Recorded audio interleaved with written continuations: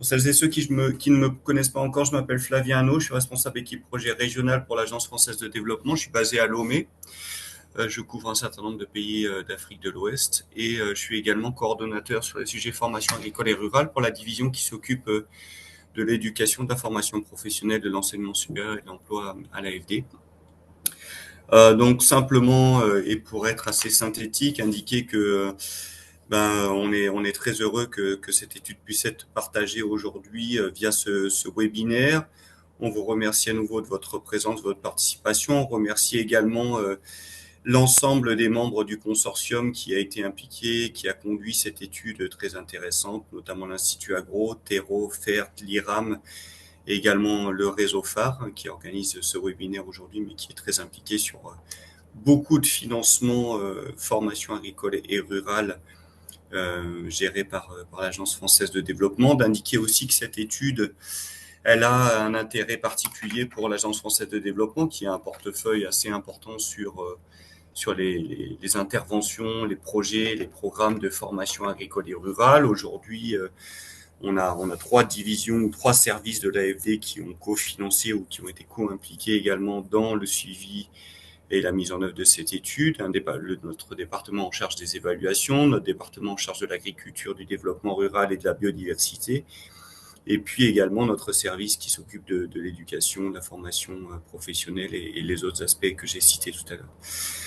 Simplement rappeler aussi que cette thématique, la formation agricole et rurale, est vraiment transversale à nos différentes divisions et revêt un intérêt particulier parce que, je rappelle pas ici tous les enjeux, mais parce que on a un pourcentage de population mondiale et encore plus en Afrique subsaharienne qui est très importante, qui est impliquée, qui vit en zone rurale et qui est impliquée sur le secteur de l'agriculture au sens large.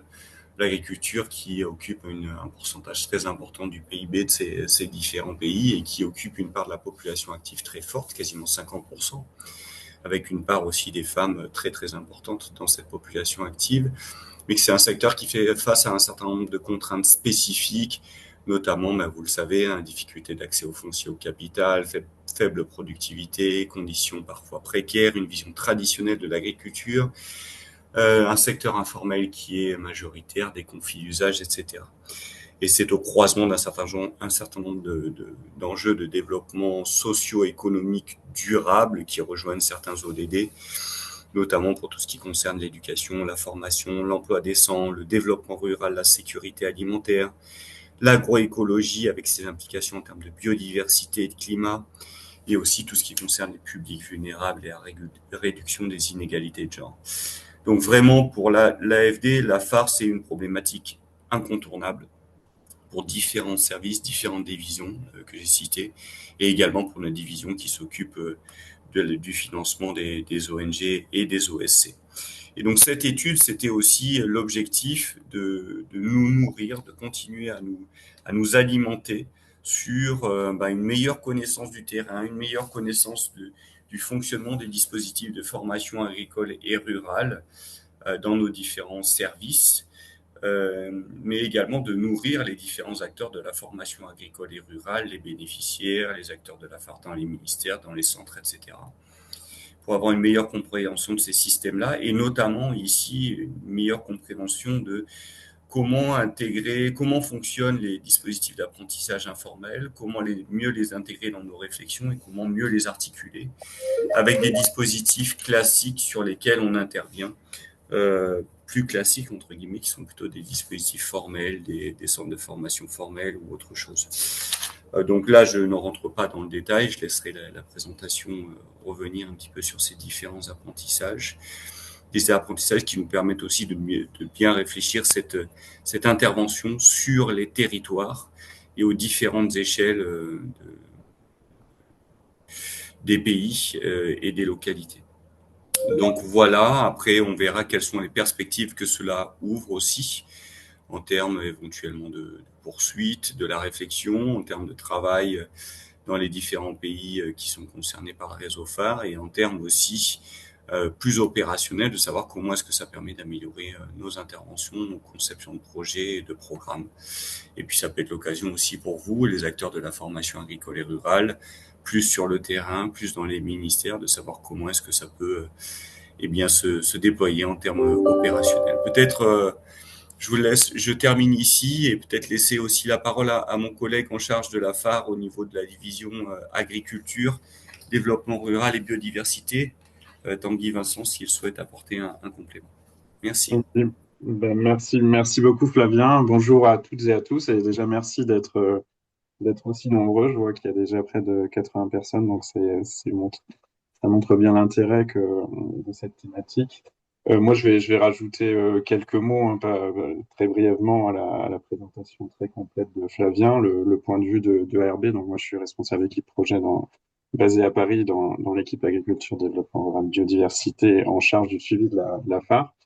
Je veux tout d'abord remercier également tous les partenaires pour la qualité du travail fourni, hein, qui vont développer ensuite, et juste indiquer que nous, l'approche proposée, elle semble bien s'intégrer dans notre vision stratégique au niveau d'ARB, parce qu'on est en ligne déjà avec les trois principes opérationnels d'action, hein, qui c'est d'avoir une approche différenciée suivant les contextes socio-économiques et écologiques, de prioriser les populations les plus vulnérables, donc on verra l'enjeu de l'insertion des jeunes et des femmes, et de prendre en compte systématiquement les enjeux de changement climatique et de protection de la biodiversité.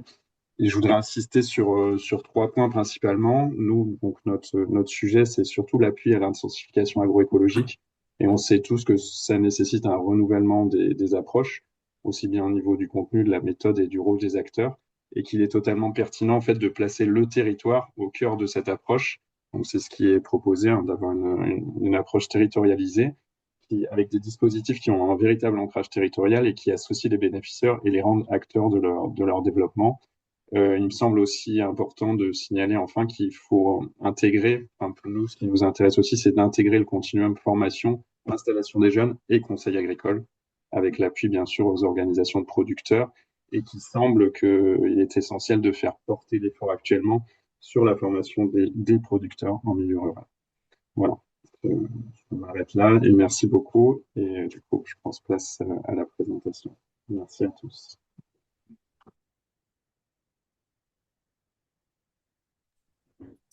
Merci beaucoup, merci à vous. Donc là, j'ai la dure tâche en 30 minutes de synthétiser 1 an et demi de travaux d'une équipe très nombreuse. Donc je me jette dedans sans plus attendre en lançant mon chrono aussi. Voilà. Euh,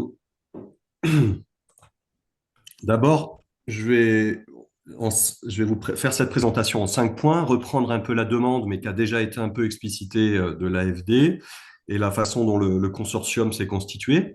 Ensuite, revenir sur les éléments de contexte, les enjeux démographiques que Flavien Arnaud a aussi évoqués tout à l'heure.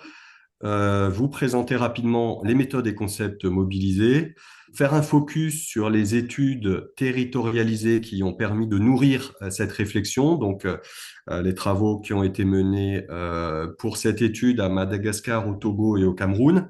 Et puis enfin, je vous présenterai les apprentissages de ces études territorialisées et comment est-ce que cela nous mène vers des propositions de mettre en avant ce concept de territoire apprenant pour repenser la formation agricole et rurale. Donc là, ça va me permettre de gagner du temps, mais la demande initiale, c'était vraiment de générer des connaissances utiles sur la phare de masse, comme l'a dit Flavien Hanot. Donc en fait, il y a 20 ans, en 2005, il y a eu cet atelier international à Ouagadougou qui a permis la réunion de pas mal d'acteurs différents. Le thème, c'était un peu mettre en place des stratégies nationales de formation agricole et rurale pour massifier les formations. Donc là, on est 20 ans après, donc l'idée, c'est un peu de faire le point sur une mise à jour des enjeux du contexte et puis aussi en regardant aussi ce qui a été fait, quoi. On a constitué un consortium pour répondre à cette demande. Donc, c'est Christophe Le Sueur de l'Institut Agro Montpellier qui est l'animateur, coordinateur de cette étude. De l'Institut Agro sont intervenus aussi fortement Carole Lambert et Betty Van Fleur. Marie Bals principalement pour le réseau phare, Cécile Pata pour l'IRAM, moi-même et Charlotte Bistoni pour Terreau, et pour FERT, Anne Panel et Christophe Boulan. Alors en fait, les acteurs majeurs aussi, c'était les trois élèves ingénieurs de l'Institut Agro Montpellier, Yele Tamagué, Matteo Carrère et Fadel Tchatikpi, puisqu'ils ont passé 6 mois sur les trois terrains que j'ai cités tout à l'heure pour réaliser les études et collecter les données. Et puis enfin, il y a eu dans les différentes structures, il y a eu des intervenants ponctuels qui ont été très importants aussi. Souleymane Sarr, Amadou Ndiaye du Sénégal, Nian Dourakoutoumampion du réseau phare, Laurent Ditch, Jean Payen, Sylvain Colmédage, Cécile Berru de Terreau, Véronique Dansou de la PC phare au Togo. J'en oublie aussi, il faut citer les structures qui nous ont aidés aussi à réaliser les études, le groupe FIFATA à Madagascar, le SIDAP et AVSF au Togo, notamment la FOP au Cameroun. Voilà. Donc voilà pour le consortium. Donc c'est vraiment un travail d'une équipe nombreuse qui a été menée.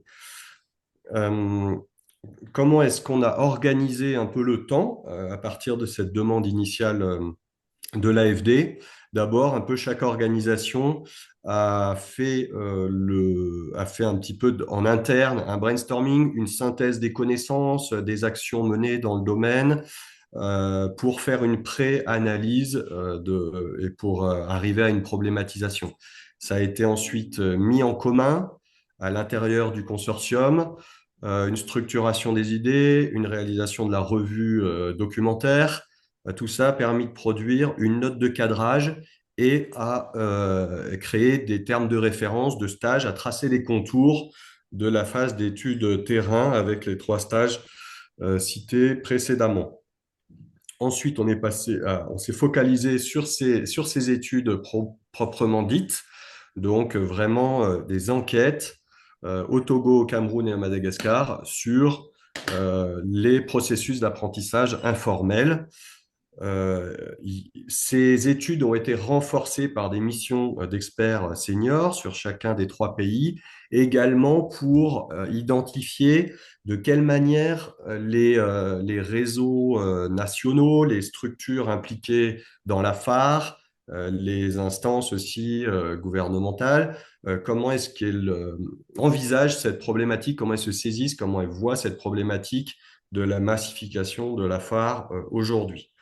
Euh, Ensuite, les étudiants, donc, avec notre appui, ont réalisé leur rapport, ont soutenu leur mémoire et ça nous a permis de passer dans la dernière phase de synthèse des apprentissages, de rédaction du rapport et de préparation de notes de synthèse.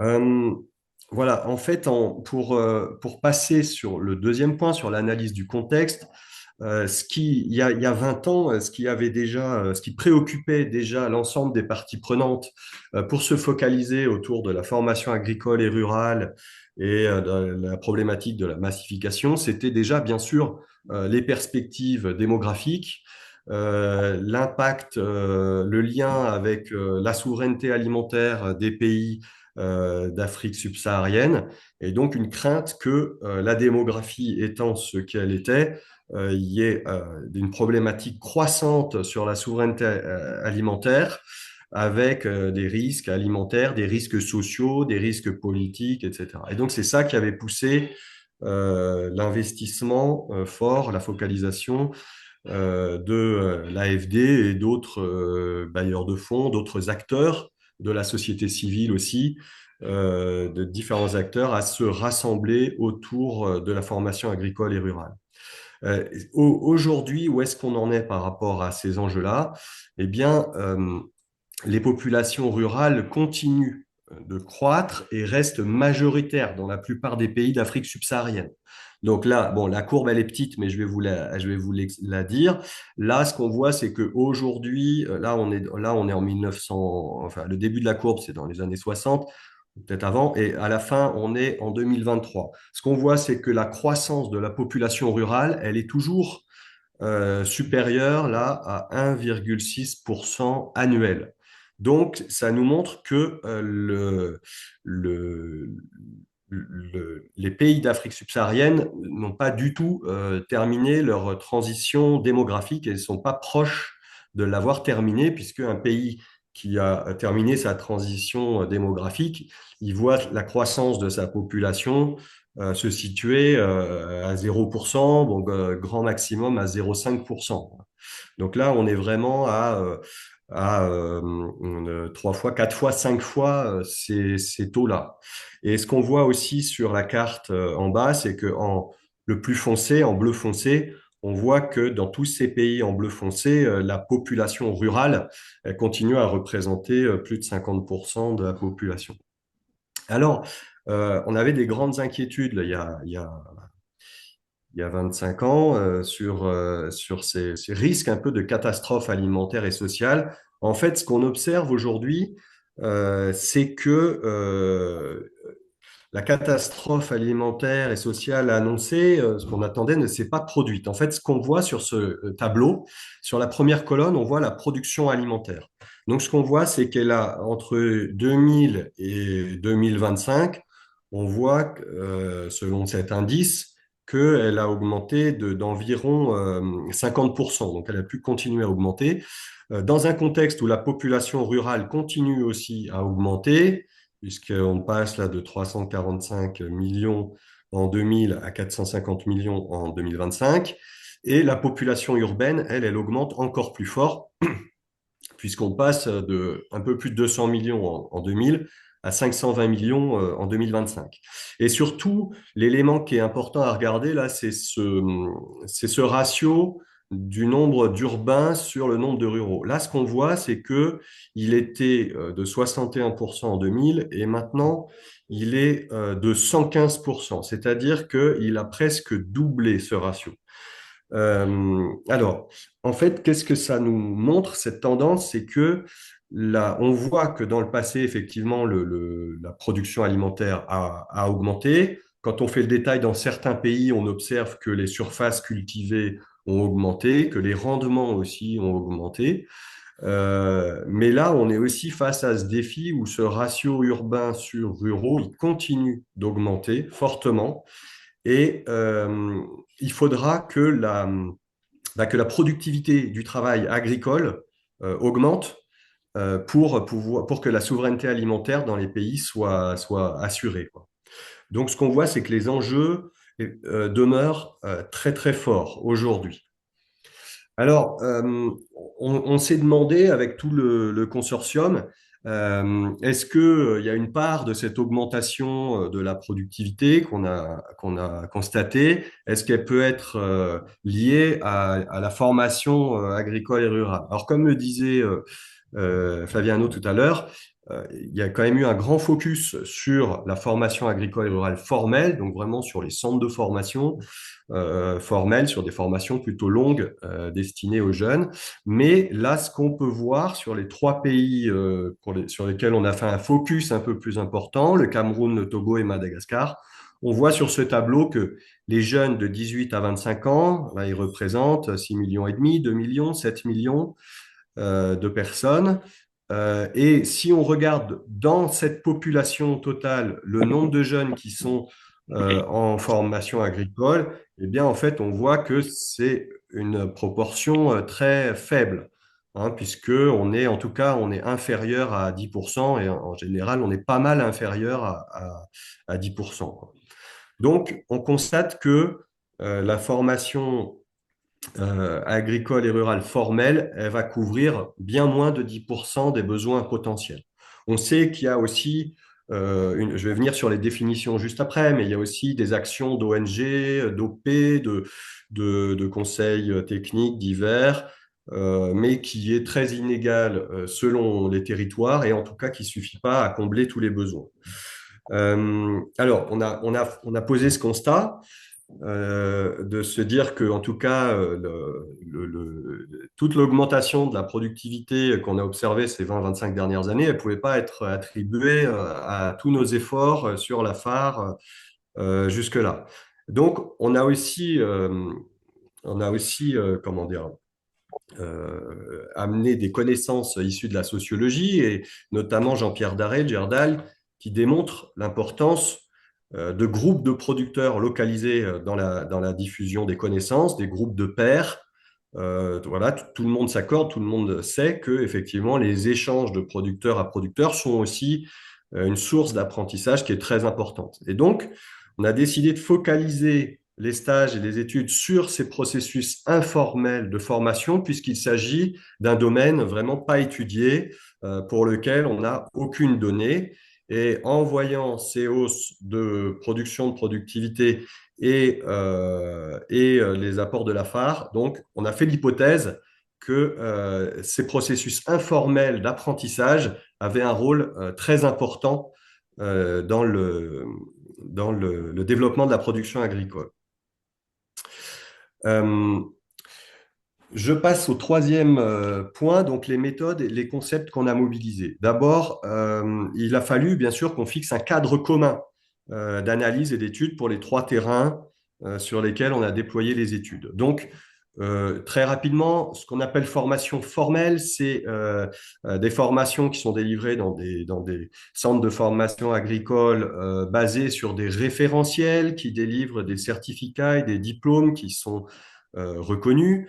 Les formations non formelles, ça va être le travail des associations, des OP, d'ONG, dans des centres ou sans centres de formation, hors les murs aussi, des formations un peu ad hoc et en tout cas parfois avec des diplômes mais qui sont pas reconnus au niveau national, pas forcément axés sur des référentiels. Et quand on parle des processus informels de formation, ils recouvrent vraiment toutes les autres méthodes d'acquisition, enfin les autres méthodes d'acquisition de compétences, de savoir qu'une personne met en œuvre tout au long de sa vie.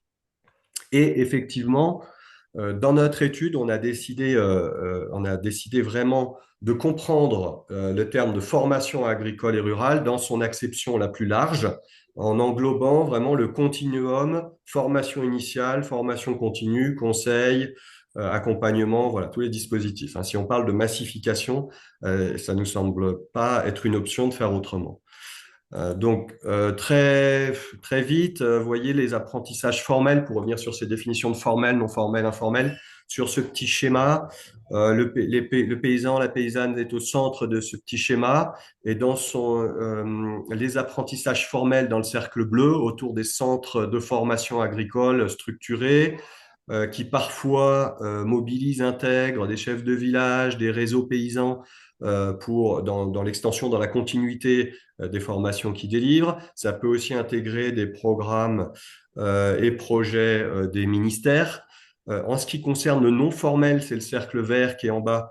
Donc là, on va plus avoir les instituts de recherche, les coopératives, les ONG, les OP, mais aussi certaines actions des ministères et aussi du travail via les médias, des paysans relais, des référents paysans, etc.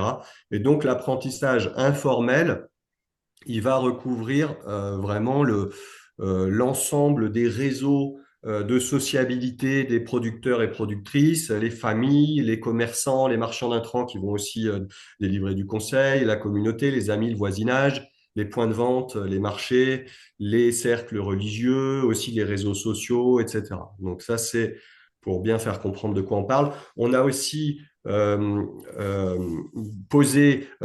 pris cette définition de l'environnement personnel d'apprentissage pour aller étudier, faire des études de cas sur les terrains, aller étudier des producteurs et productrices, leur trajectoire et les différentes modalités d'apprentissage qu'ils ont mobilisées. Donc cette définition de Nicolas Roland, en fait, l'environnement personnel d'apprentissage, c'est l'écosystème de personnes et d'outils que la paysanne, le paysan va mobiliser pour construire ces connaissances. Et là, trois éléments dans cet environnement personnel d'apprentissage.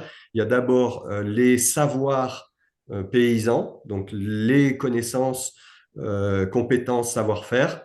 On va aussi regarder mécanismes d'apprentissage qui vont être mobilisés, donc bien sûr la lecture, l'observation, euh, le partage, la discussion entre voisins, mais aussi les expérimentations, la pratique, le mimétisme.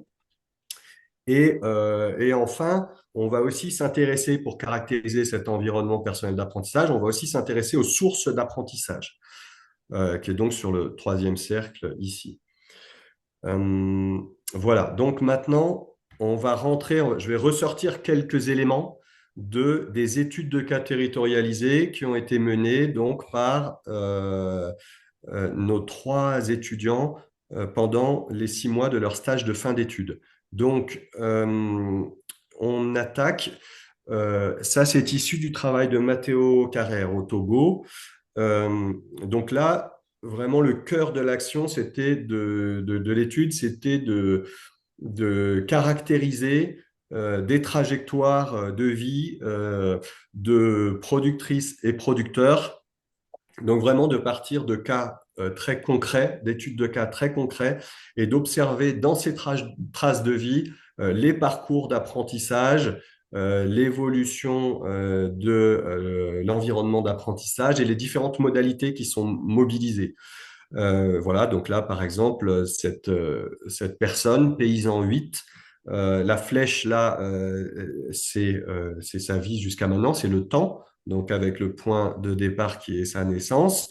Et donc au départ, il va être en école primaire, au collège, au lycée, mais il va aussi travailler dans les champs avec sa famille, il va aussi participer à des entraides structurées entre élèves. Vont aussi intervenir dans ces apprentissages les migrations saisonnières, aussi l'initiation coutumière pendant laquelle il passe 3 mois au champ, qui est donc un élément important dans les apprentissages. Et puis, dans l'âge suivant, après 18 ans et jusqu'à son installation comme agriculteur en 2018. Là, il est étudiant avec des petits boulots qui vont aussi lui permettre d'aller dans d'autres champs que l'agriculture. Voilà, et qui vont, en même temps que ses études, la licence qu'il va poursuivre à Kara, puisque là, c'est l'étude de cas qui est localisée dans la région de Kara, au Togo. Mais il va aussi suivre une formation technique au SICHEM et à la NPE à Lomé. Voilà. Et puis enfin, après son installation, on voit qu'il y a les réseaux de sociabilité qui vont aussi être très importants dans les apprentissages. Donc, il y a les apprentissages par les pairs qui vont intervenir avec tous des réseaux différents qui vont se combiner, des apprentissages aussi par les livrets de formation d'INADES qui datent mais qui sont toujours très utilisés par lui. Des contacts avec des entreprises privées qui ont aussi des conseillers, le conseiller de service public qui est là, et puis on observe et on qualifie aussi l'évolution de la ferme pour le questionner bien sur les innovations qui sont intégrées, sur les adaptations des techniques apprises, etc. Et donc pour identifier les sources d'apprentissage, on regarde aussi. Voilà.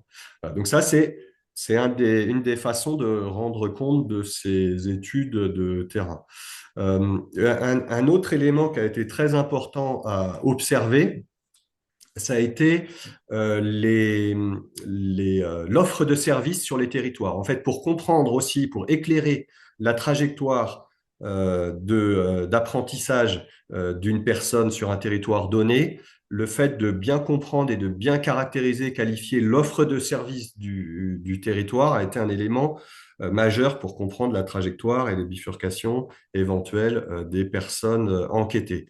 Donc là, c'est un exemple issu du travail de Yele Tamagé au Cameroun, une petite cartographie de l'offre de services sur le territoire des Bolowa, et donc avec différentes choses, les centres de formation qui existent, le programme AFOP, l'intervention de la GIZ, programmes des ministères de l'Agriculture et de l'Élevage, les agrofournisseurs, etc., etc. Donc ça, c'est un autre outil qu'on a mobilisé pour ces études et qui va avoir de l'importance dans l'analyse, la vision, le développement d'une vision globale. Là, ce qu'on pourrait dire aussi, c'est que il y a eu je m'excuse parce que je me rends compte que je n'ai pas de diapo du travail de Fadel Tchatikpi à Madagascar. C'est pourtant un travail qui est très très riche et avec des données majeures. Donc lui, par exemple, il a vraiment mis en lumière les liens, les relations qui se font entre les différents intervenants, les différents projets, programmes. Voilà. Il a fait une cartographie vraiment des flux, on peut dire, entre ces différentes structures, ces différents intervenants, ces différentes sources d'apprentissage possibles. Voilà. Là, issu toujours du travail de Yele Tamage au Cameroun, là, il a aussi synthétisé ses enquêtes pour faire ressortir les grandes tendances, pour essayer de donner des idées quantitatives de quelles sources d'apprentissage informelles sont le plus mobilisées par les productrices et producteurs dans la zone d'étude. Donc là, on voit que pour 100%, c'est-à-dire que là, c'est une enquête sur 50 personnes, donc pour 100%, la famille est une source informelle d'apprentissage, puis les groupes structurés d'entraide, puis les amis et les groupements paysans, sans trop de surprise pour les groupements paysans, et puis aussi le voisinage. Voilà. Euh, Matteo Carrère au Togo, il a proposé aussi cette formalisation très intéressante dans laquelle, sur la zone de Kawaba, il sépare un peu les connaissances venues de l'extérieur et la transmission des connaissances dans le village, et puis en séparant un peu par tranche d'âge aussi, par grand moment de la vie des personnes. Donc, ce qui correspondra à la formation initiale, mais disons jusqu'à ses 20 ans en tout cas, avant son installation. Et puis, une fois que le jeune est inséré dans la vie active, il y a d'autres ressources, d'autres sources d'apprentissage, à la fois, comme on voit ici, non formelles et informelles. En tout cas, des sources d'apprentissage disponibles sur le territoire. Euh, Yele Tamagé nous a proposé aussi là une cartographie, une combinaison entre les sources formelles, non formelles et informelles, parce que c'est ça la clé dans ces parcours. Ce qu'on observe, c'est que les paysannes et paysans qui ont été enquêtés, ils font un peu leur propre ingénierie et leur propre combinaison des différentes sources formelles, non formelles et informelles qui sont disponibles sur leur territoire pour nourrir, pour alimenter leur trajectoire. Alors, vous voyez, ce qui ressort là, c'est qu'on est sur des réalités qui sont très localisées et qui vont varier. Vraiment, chaque réalité va être très différente d'un territoire à l'autre. Les étudiants sont allés globalement sur 2 territoires différents sur chacune des études. Et donc, on a des choses assez différentes à chaque fois. Donc, on est sur des réalités très localisées qui varient, voilà, avec l'offre de services, avec les infrastructures aussi, etc. Et les sources diverses et variées d'apprentissage potentiel sont combinés. Alors, on se situe actuellement aujourd'hui, il faut qu'on soit réaliste et on a pris en compte dans notre étude le fait qu'on est dans un contexte où il n'y a pas forcément d'augmentation de moyens qui est attendu pour le développement de la formation agricole et rurale. C'est pas non plus le secteur, enfin comment dire, le domaine formel de la formation formelle qui va accueillir significativement plus d'apprenants dans le futur, en tout cas. Et ce qui fait que la problématique qui se pose à nous, c'est vraiment comment faire travailler ensemble, comment améliorer les synergies, comment connecter les différents dispositifs et prendre en compte les processus d'apprentissage. Il nous semble que l'enjeu, la problématique est vraiment là, mais aussi comment faciliter la qualité des dispositifs et des processus. Et enfin, où sont les leviers pour jouer sur ces dispositifs et sur les processus d'apprentissage. Donc, on a pu formuler différentes recommandations pays par pays, donc là que vous pourrez retrouver dans les rapports, dans les mémoires des étudiants. Mais ensuite, nous, on a fait un travail d'analyse et de synthèse pour essayer qui était non seulement alimenté par le travail des étudiants, mais aussi par tout le travail de bibliographie qui a été important. Et donc, pour répondre à quelques difficultés majeures qu'on a pu observer sur les questions de massification de la phare, on a vraiment euh, il y a une ligne directrice qui s'est imposée, c'est de pensée systémique. C'est-à-dire, on voit que, bah oui, la phare, on l'a déjà dit plusieurs fois, il faut comprendre la phare dans son acception très large. Il faut vraiment connaître et prendre en compte la diversité des dispositifs de formation, ne pas rester et d'accompagnement, ne pas rester focalisé sur justement le formel, même s'il a tout son intérêt. Penser systémique, c'est aussi pour mieux coller au territoire, c'est aussi mieux coller à la réalité en fait des bénéficiaires de ces formations et qui eux créent des systèmes d'activité complexes et très variables d'un territoire à l'autre. Comment est-ce que la formation agricole et rurale elle peut avoir la même plasticité? On a encore souvent tendance dans la formation à penser avec des approches un peu filières, et là qui correspondent pas en tout cas à la façon des producteurs et productrices de penser le développement de leur système d'activité, quoi. Voilà, donc il y a besoin, comme on l'a dit, de beaucoup plus mettre en lumière les processus paysans d'apprentissage qui ont en fait un rôle très important dans l'évolution des productions. Et puis, bien sûr, on l'a dit plusieurs fois, repositionner paysannes et paysans au centre de l'identification des besoins et de l'identification des solutions, mobiliser les réseaux de sociabilité existants, croiser avec la connaissance, la compréhension des systèmes de services d'un territoire. Et en fait, quand on a dégagé cette ligne, cette grande ligne directrice de pensée plus systémique, de prendre un peu de hauteur, en fait, ça nous a fait un écho très fort avec le travail de Denis Christol, qui est un docteur en sociologie, chercheur associé à l'Université de Paris-Nanterre, où lui, il parle de territoire apprenant. Et il nous explique sa définition, c'est un espace géographique où des acteurs locaux, citoyens, institutions, entreprises, associations, collaborent pour favoriser l'apprentissage tout au long de la vie et l'innovation collective. Et un territoire apprenant, il est caractérisé par un écosystème collaboratif, de l'apprentissage tout au long de la vie pour tous, un encouragement de l'innovation et de l'expérimentation, une participation citoyenne, c'est pour la co-construction des solutions, et aussi un souci d'inclusion sociale. Donc il y a des inégalités pour accéder à ces apprentissages, pour accéder au développement social, et donc tendre à réduire ces inégalités. Donc il y a un écho très fort qui s'est fait avec le travail de Denis Christol. Euh, les études territorialisées dans les différents pays, elles ont bien mis en évidence que il y a des facteurs internes et des facteurs externes qui contribuent au développement des apprentissages et que, en tout cas, on s'est tous accordés sur le fait que le développement d'un territoire était vraiment lié à sa capacité à apprendre, à innover et à s'adapter. Donc, c'est vraiment, ça nous amène sur cette proposition, comme l'ont spoilé les collègues de l'AFD tout à l'heure, à une proposition de repenser la phare à une échelle de territoire. Je pense que tout ce que j'ai apporté jusqu'à maintenant, le mettre en avant, euh, ça, le fait de mettre l'accent sur les liens entre les acteurs, entre tous les acteurs locaux pour un développement collectif, allait être vraiment une clé.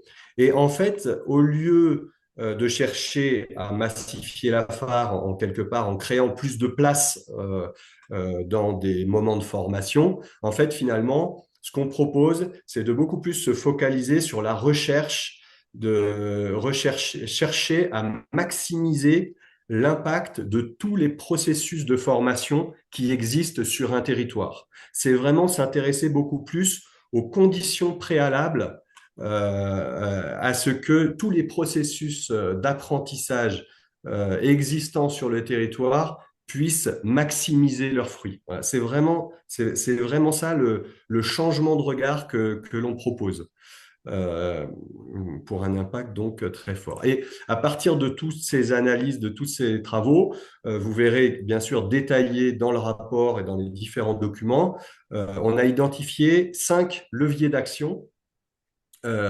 différents. Le premier, c'est enfin voilà, là, c'est vraiment, c'est le levier d'action, ça se veut très opérationnel. C'est on est sur un territoire, on veut maximiser les impacts de tous les dispositifs et processus d'apprentissage qui sont là, qu'est-ce qu'on fait? Donc d'abord, il y a un enjeu fort que tous les entretiens nous ont bien révélé, c'est que il y a besoin d'animer, de créer, de favoriser des dynamiques intersectorielles. On voit qu'on n'est pas vraiment résolu cette problématique du fait dans la formation agricole et rurale. On a des tutelles multiples, on a un certain cloisonnement. Donc, il y a besoin de décloisonnement entre les secteurs, entre les tutelles, etc. Et il y a aussi besoin d'un décloisonnement entre la formation et le conseil, la formation initiale, la formation continue. Donc, premier levier, penser et agir systémique, quantitatif et qualitatif. Le deuxième levier, là, ça va être vraiment de partir il faut, il faut partir d'une connaissance territoire par territoire, d'une étude et d'une connaissance de comment se font les apprentissages paysans. Donc, c'est vraiment revenir à créer de la connaissance sur comment les paysans et paysannes apprennent sur le territoire et comment est-ce que on peut créer des connaissances pour documenter ces modes d'apprentissage. Et ces connaissances, elles peuvent être créées d'ailleurs dans des espaces de dialogue. Et donc, le fait de soutenir des espaces de dialogue, c'est aussi bien pour créer des connaissances, puisque chaque acteur a une connaissance partielle par rapport à son public cible, son secteur d'activité, etc. Donc, la mise en commun des connaissances des acteurs, c'est déjà quelque chose. Et aussi pour diffuser, pour faire circuler ces connaissances une fois qu'elles sont créées. Le troisième levier qu'on propose, c'est ancrer les dispositifs de formation et d'appui conseil dans les territoires. Bon, voilà, ça, j'ai déjà dit, vous l'avez compris, mais concrètement, ça peut être de s'inscrire à chaque fois que c'est possible dans les processus de décentralisation de l'enseignement technique et de la formation professionnelle, donc de coller à ces différents processus qui vont être variables selon les pays, mais aussi, ce qui va être important, c'est de soutenir l'émergence d'un tissu de compétences phares locales, c'est-à-dire qu'il ne suffit pas d'avoir quelques cadres nationaux dans les projets, programmes ou quoi qui soient bien formés. Du coup, ça impose qu'on ait le souci d'amener ces compétences, de renforcer ces compétences au niveau local. Et enfin, les dispositifs de phare qui sont plutôt organisés au niveau national, eh bien, soutenir également leur décentralisation. Ça nous paraît être un autre levier. Quatrième levier, ça a été aussi une des raisons des difficultés de la massification réelle aussi de la phare ces 20 dernières années, c'est la faiblesse de mécanismes ou l'absence de mécanismes de financement dédiés pour la formation. Donc là, il y a vraiment un enjeu fort à ce que les politiques publiques, ça a été aussi relevé dans à peu près, enfin dans la plupart des pays, qu'en tout cas les politiques publiques ne donnent pas les moyens euh, conséquents par rapport à l'enjeu derrière ces questions-là. Donc ça reste quelque chose qu'il faut dire, affirmer, pour lequel il y a besoin d'un plaidoyer très fort. Et puis, au niveau des projets, programmes d'accompagnement de la phare, il y a un enjeu quand même à inscrire ces programmes, c'est vrai qu'on le répète souvent, mais inscrire dans la durée, dans des durées assez longues, pour qu'il y ait ces processus de connaissance des territoires, de mise en place de tous ces échanges et pour maximiser donc le côté apprenant du territoire. Donc, vraiment situer les projets, programmes, les accompagnements sur des temps longs. Et enfin, le cinquième levier, c'est de continuer. Il y a eu quand même pas mal de travail ces 20 dernières années, mais continuer à promouvoir une ingénierie des dispositifs rigoureuse.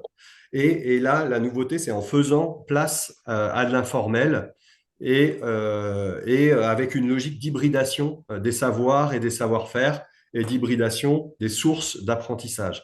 Donc là, une des clés, ça va être de bien comprendre et connaître les systèmes de services disponibles sur un territoire et de faire aussi un lien, de comprendre les réseaux de dialogue et puis voilà, d'identifier localement toutes les modalités d'apprentissage informel des agricultrices et agriculteurs, donc qui sont très variables d'une zone à l'autre. Repérer les savoirs locaux, s'appuyer sur des savoirs locaux. Ça sera important pour faire aussi une petite résonance avec ce que je disais aussi tout à l'heure de repartir des systèmes d'activité, voilà, de coller à la réalité du terrain. Et aussi, il y a un levier et un enjeu aussi très fort, ça va être d'adapter la formation des formateurs pour qu'ils aient un petit peu cette prise de hauteur, cette façon de penser système et le fait d'être de beaucoup plus donner de la place à la mission d'animation un peu territoriale que doit avoir un formateur, en fait, d'animation d'acteurs d'un territoire. Voilà. Donc voilà les 5 leviers. C'est très rapide. J'arrive à la fin de ma présentation. Donc c'est pas pour conclure, c'est pour poursuivre. Les documents dans lesquels je vous invite à vous plonger, j'espère que ça vous a donné envie et que nos échanges maintenant vont vous donner envie de vous y plonger. C'est les 3 études de cas territorialisées, donc de Matteo Carrère, de Yele Tamagé et de Fadel Tchatikpi aussi, donc sur le Togo, le Cameroun et Madagascar. Donc je pense on est beaucoup à être des praticiens ici, donc vous allez être tous intéressés pour voir un peu le concret dans ces études-là. Et enfin, le rapport complet de l'étude qui est sur le site du réseau phare. Et puis très bientôt, en format 5 pages, QDD aux éditions de l'AFD dans les prochains jours ou semaines, quoi. Voilà. Merci de votre attention.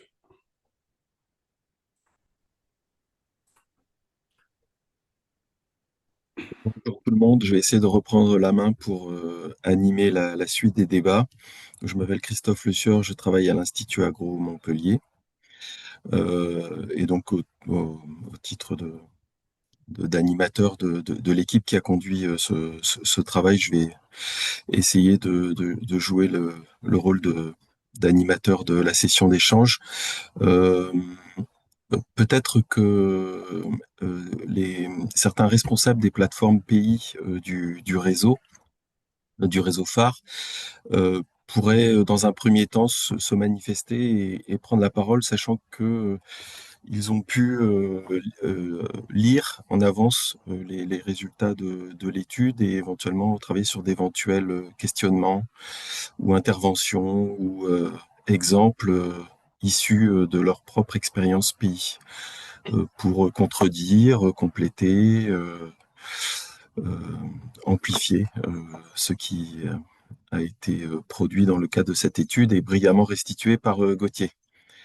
Voilà, donc je ne sais pas qui veut prendre la parole, vous pouvez lever la main sur le... Et donc je m'orienterai principalement vers des membres des plateformes pays du réseau phare dans un premier temps. Ensuite, tout le monde pourra intervenir, bien sûr.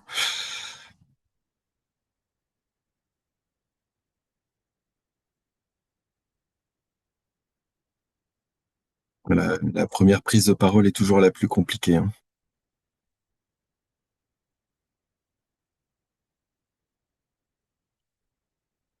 Et Julien, je vois une main levée. Allez-y, on vous écoute. Alors, je vous demanderai de vous présenter, euh, voilà, brièvement, en indiquant notamment vos fonctions et votre éventuelle appartenance à une plateforme pays. Merci. Ok, bonjour à tout le monde.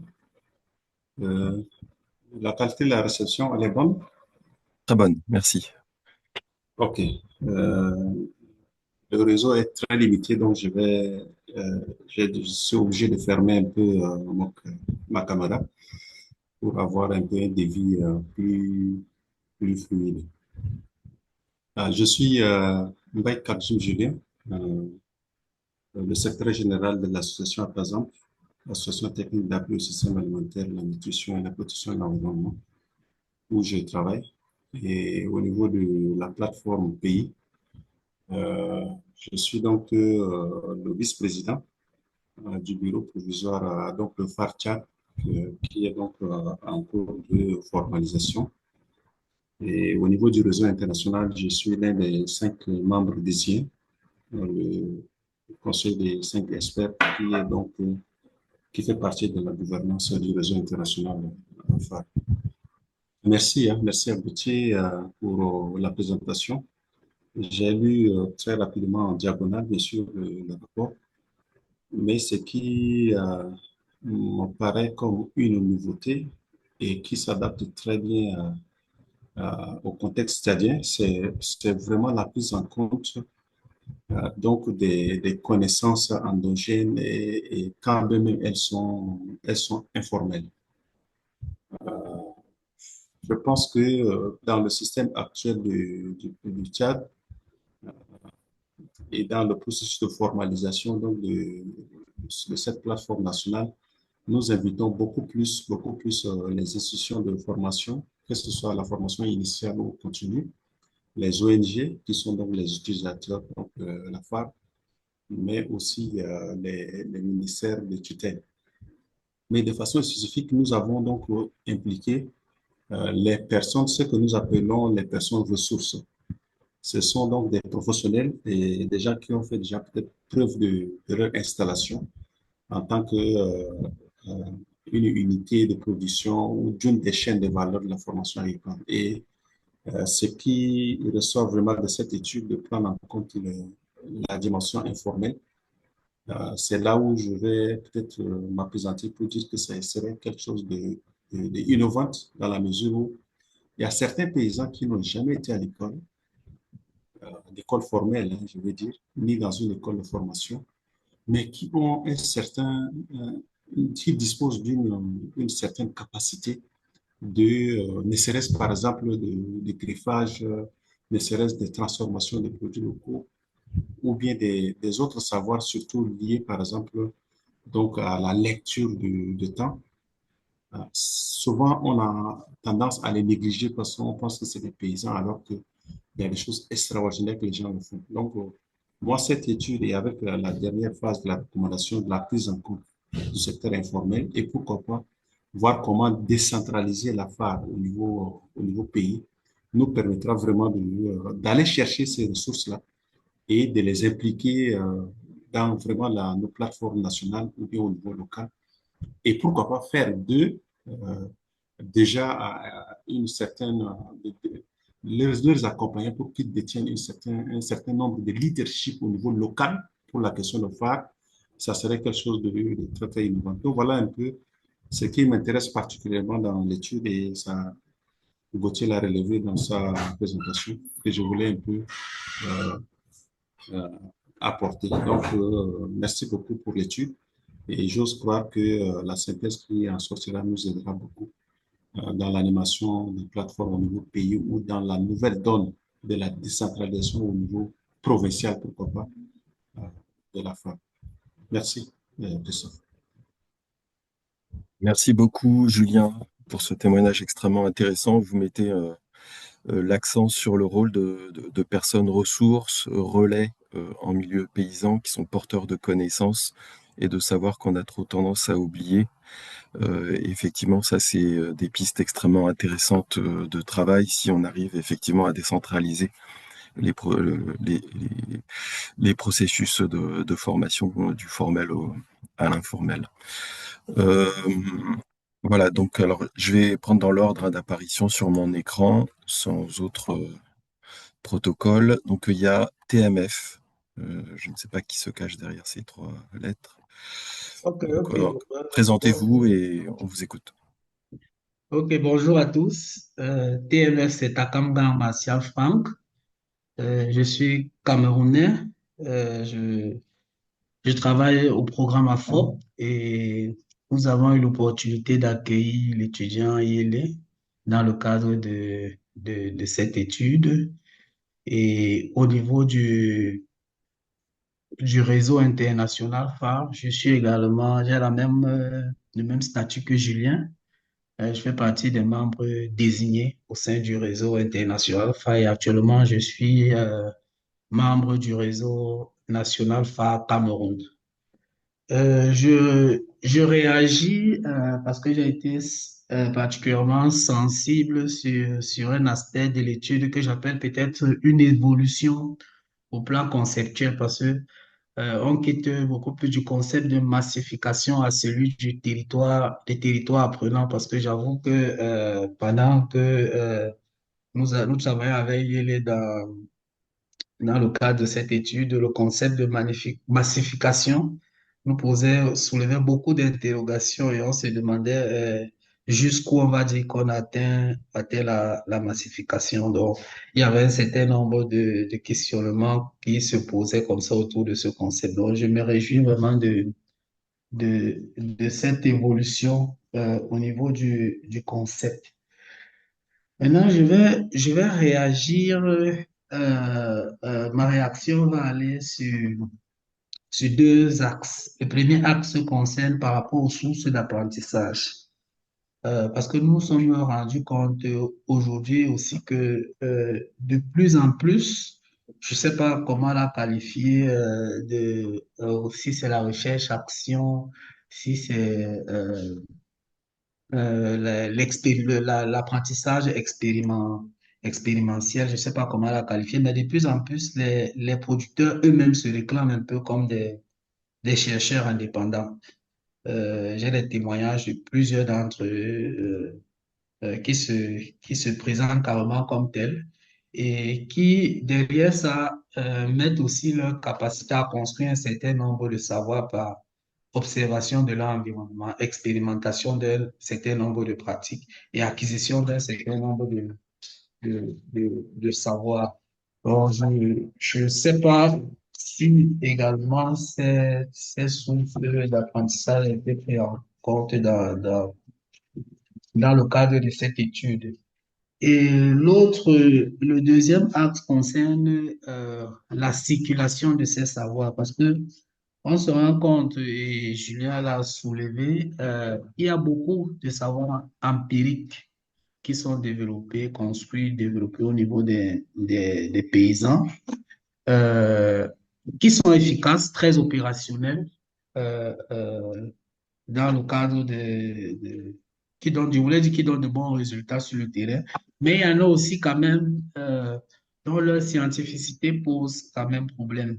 Et on a aussi rencontré parfois sur le terrain certaines pratiques paysannes où on s'interroge vraiment de leur, euh, de leur caractère scientifique, bien qu'ils disent être efficaces.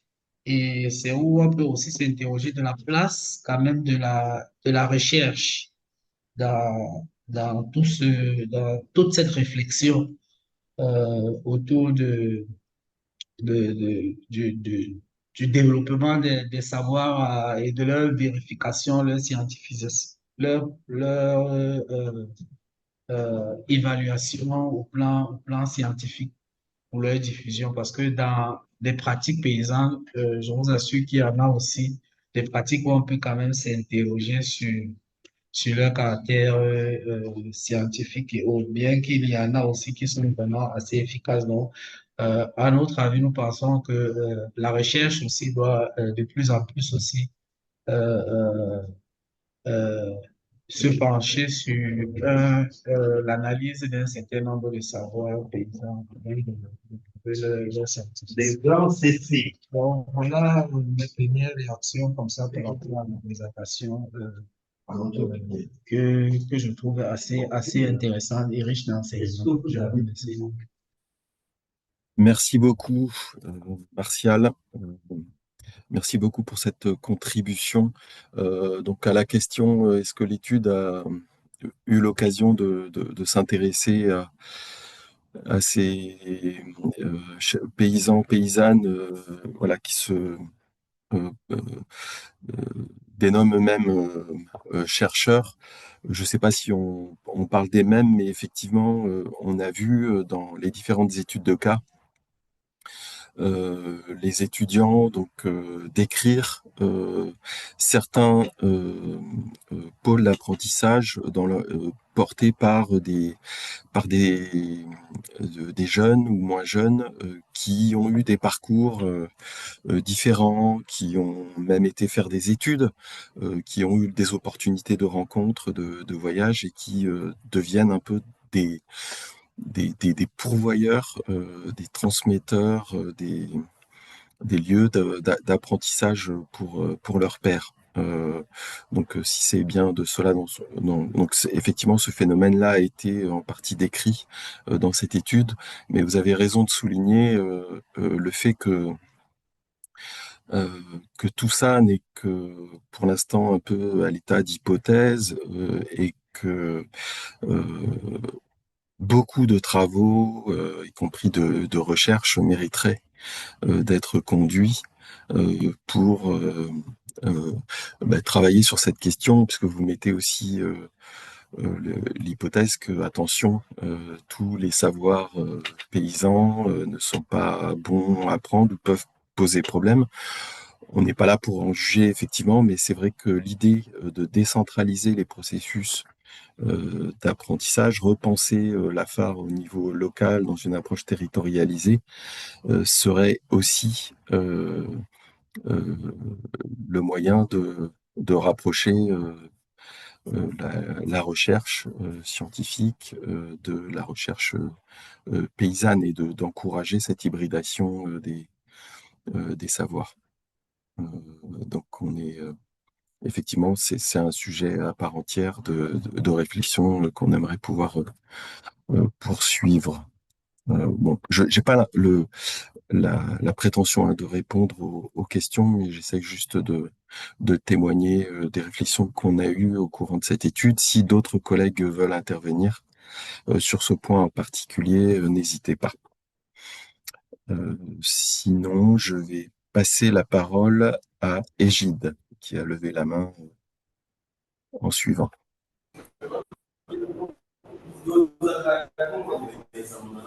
Merci beaucoup. Bonjour tout le monde. Est-ce que vous m'entendez? On vous entend avec un bruit de fond assez important. Mais allez-y. Bien, allez-y. c'est peut-être... moi, c'est Égide Niyonsaba, je suis au Burundi. En tant qu'expert chargé des projets liés aux chaînes d'eau variées dans une banque d'investissement et de développement pour les femmes. Et je suis consultant certifié en finances rurales et développement durable. Et j'ai quelques trois petites questions. Après, bien sûr, une bonne appréciation de la présentation qui vient d'être faite et différentes interventions. Et ma première question, est-ce que vous envisagez d'étendre vos interventions dans d'autres pays, le cas échéant au Burundi? Et si oui, quels sont les critères, les requis pour former une plateforme nationale dans le cadre, bien sûr, de son mouvement phare agricole et rural? Et ma troisième question, c'est relative à la formation de master en finance agricole et rurale. Est-ce que les pays qui ne sont pas préétablis dans les termes de référence, ces candidats sont permis de candidater, voire même suivre la formation? Voilà mes questions. Merci beaucoup pour vos questions. Sur la première, nous, on travaille avec des ressources très limitées, hein. On est dans l'équipe des bureaux d'études, des ONG, des institutions publiques de droit français. Et cette étude a été permise par le financement de l'AFD. Et effectivement, si le moyen nous en était donné, on rêverait de pouvoir étendre les études de cas à d'autres pays, bien évidemment. Mais ça ne dépend pas de nous, malheureusement. Pour les deux autres questions, peut-être que je pourrais passer la parole à quelqu'un du RIFAR pour répondre à Égide, qui avait des questions qui concernaient principalement le RIFAR.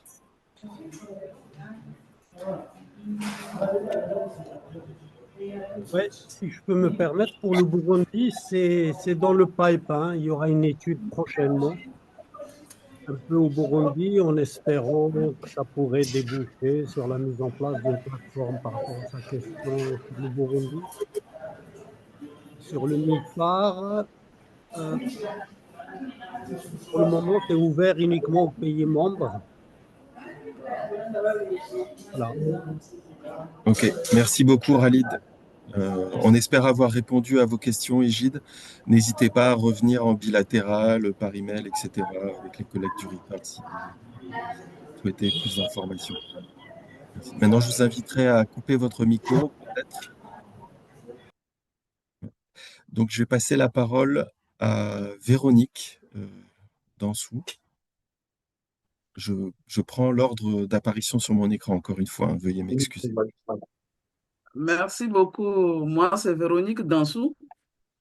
Je suis à la coordination du réseau national des centres de formation agricole et rurale au Togo, dont le pays a participé à l'étude. Je tiens encore, je suis du même statut que Julien et Franck Julien du Tchad et Franck du Cameroun. Je fais partie des membres des 5 membres désignés de la gouvernance du réseau phare. Je tiens vraiment à vous remercier pour, à ce stade, là où on est arrivé à ce stade, j'avais contribué à l'étude. J'avais même participé à la soutenance de celui qui a fait l'étude au niveau du Togo. Juste vous dire un grand merci pour, à ce stade, mais ma préoccupation rejoint un peu la dernière préoccupation de Franck. C'est par rapport à comment nous pouvons valoriser maintenant au niveau de nos dispositifs phares, tous ces savoirs endogènes. Bien sûr, il y a certains, il faut qu'on se le dise, il faut les améliorer un peu. Maintenant, quelles dispositions nous, au niveau de la phare dans nos pays, nous pouvons maintenant mettre en place et pour pouvoir toucher ces formations informelles et qu'on pouvait contribuer avec les réalités actuelles de la phare dans nos pays pour les améliorer. Depuis la soutenance au niveau du Togo, je réfléchis, mais seul, je n'arrive pas à trouver une vraie question. Et comment vraiment l'aborder pour qu'on puisse valoriser ce qui est déjà bien. Parce que si on s'appuie sur ce qu'ils font déjà, l'adoption est plus facile.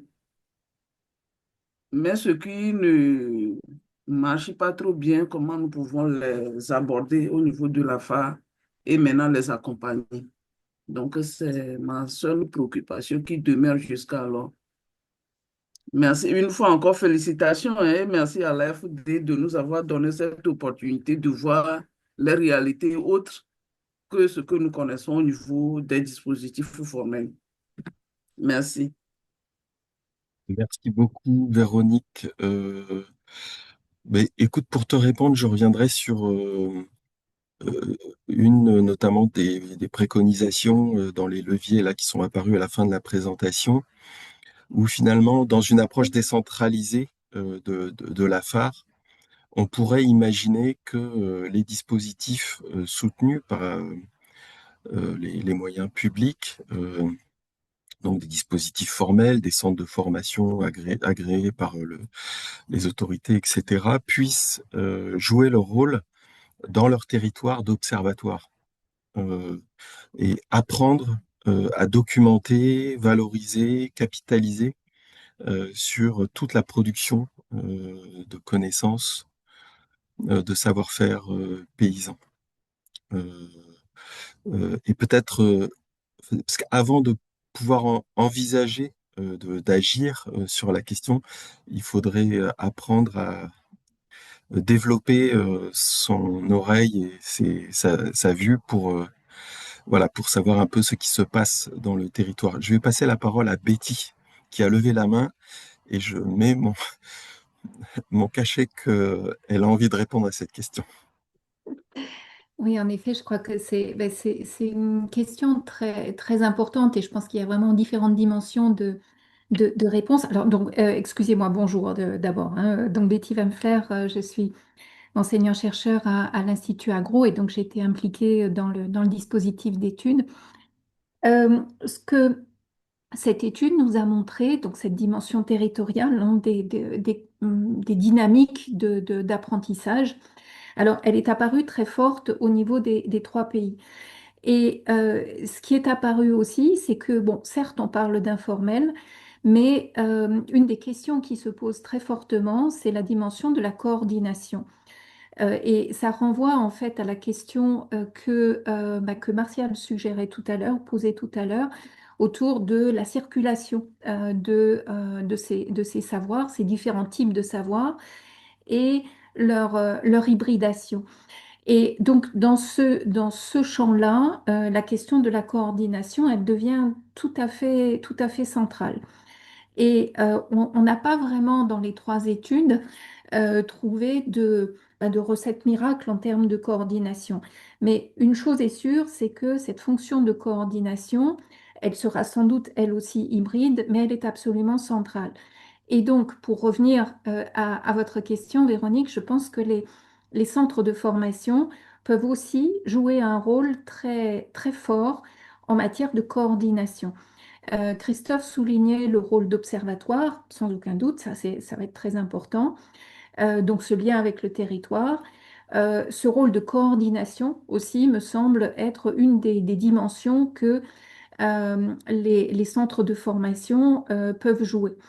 Et ça souligne un autre point qui n'est pas apparu de manière centrale dans l'étude, mais qui me paraît quand même vraiment très très important, c'est que il faut que dans ce contexte-là, qu'on ait des ressources humaines à tous les niveaux pour assurer à la fois cette fonction d'observation, cette fonction de coordination, et donc la formation des cadres qui accompagnent le développement agricole et rural me semble très importante aussi dans l'optique de former des cadres qui ont une formation systémique capable de regarder ces différentes dimensions, d'articuler ces différentes dimensions. Donc, le systémique, c'est important aussi dans la formation. Et en particulier en lien avec l'ingénierie de formation sur laquelle Gauthier concluait tout à l'heure. Donc, avoir des formations qui permettent une ingénierie de formation systémique. Merci. Merci beaucoup, Betty. Je vois, Khalid, tu as levé la main. Est-ce que c'est pour réagir sur ce point ou tu veux intervenir après? C'est pour intervenir, si c'est Ok, possible. bien sûr. Ok. Tout d'abord, un grand merci à toute l'équipe et pour cette présentation. Effectivement, à titre personnel, faute de temps, je n'ai pas participé, mais il y avait le réseau phare. Je voulais juste, pour continuer à alimenter un peu la réflexion, faire quelques petites remarques. Euh, Bon, peut-être sur la partie historique, juste pour compléter un peu la présentation de Gauthier, effectivement, il y a eu, je pense, la question de la catastrophe de la production qui n'a pas eu lieu. Je pense qu'il faut nuancer un peu selon les pays. Évidemment, tous les dispositifs ont été liquidés en catimini avant 2000. En déshérence entre 2000 et 2005, l'atelier d'Ouaga en 2005, mais il y a eu les crises alimentaires de 2007-2008 qui ont impacté un certain nombre de pays et qui ont créé une panique, d'où le retour massif des bailleurs sur ces questions-là de financement de la phare, tout en nuançant que la phare ne peut pas résoudre tous les problèmes de la productivité. Donc je pense que c'est un point qu'il faut garder à l'esprit. Mais effectivement, on a un retour en masse des bailleurs à partir de 2007-2008, où le côté lobbying pour éclairer les politiques et les décideurs, leur dire c'est important d'investir dans la phare, était moins fort que par le passé. Donc ça, c'est un point qui me semble important de noter.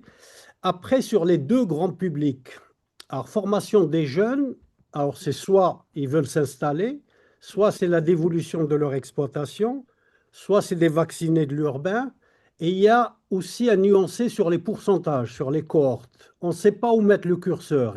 Effectivement, on a des millions de jeunes dans ces différents pays, mais où est-ce qu'on met le curseur par rapport à leur passage dans les centres de formation, sachant qu'il y a toute la question de l'alphabétisation, de l'éducation, etc. Et à quel moment, à quel pourcentage on met et de combien les pays ont besoin de ces jeunes, soit dans la dévolution de les exploitations de leurs parents, soit pour leur propre installation, soit c'est des vaccinés de l'urbain, comme disait Pierre de Bouvry, et qui reviennent à la terre.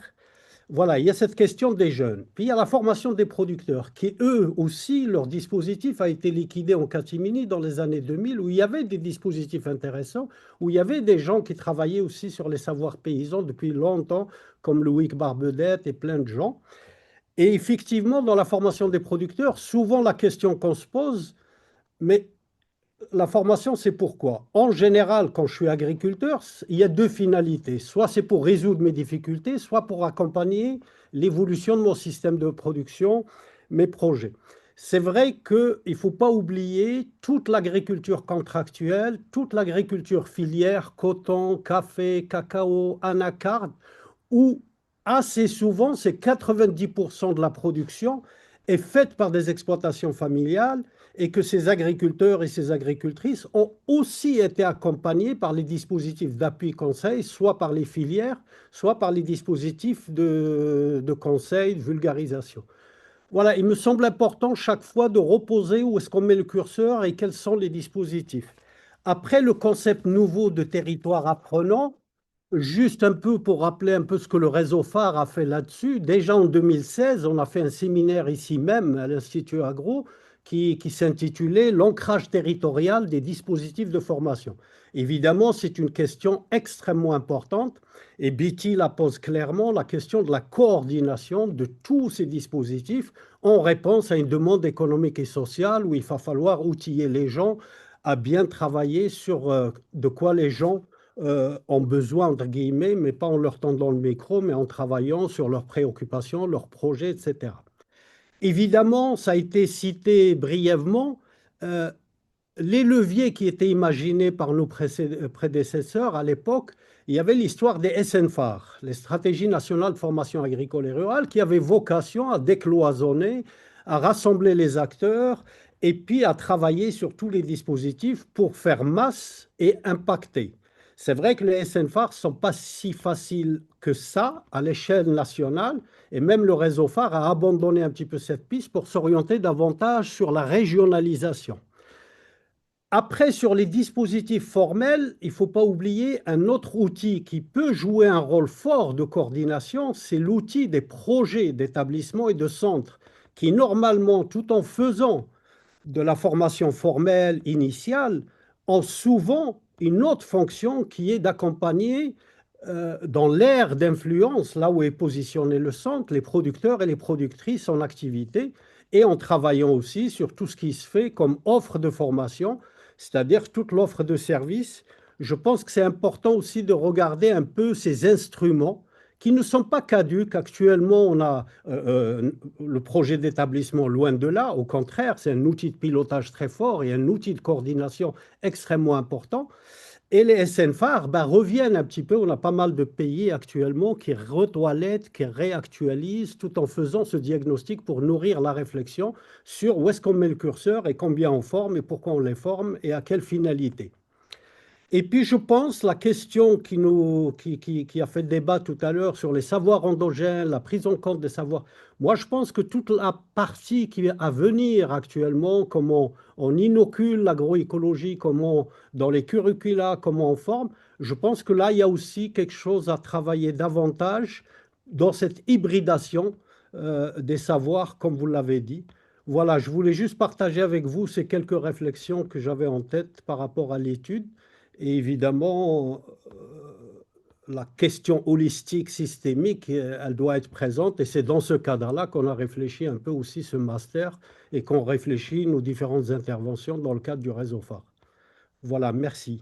Désolé si j'étais un peu long. Merci Rally de nous rappeler tout cela. Effectivement, cette étude n'est qu'un apport très ponctuel dans ce contexte et on ne remet absolument rien en cause. En fait, on se rend compte que c'est vraiment la totalité des interventions et tous les progrès qui ont été faits jusqu'à maintenant.